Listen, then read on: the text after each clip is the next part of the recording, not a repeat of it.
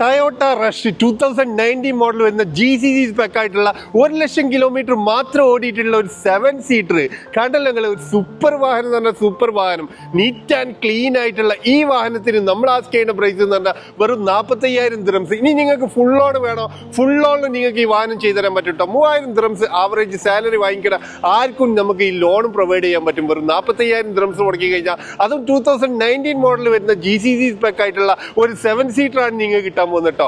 Sales പർപ്പസിനൊക്കെ ഒരുപാട് ആൾക്കാർ നമ്മളടുത്ത് റഷ് എൻക്വയറി ചെയ്യാറുണ്ട്.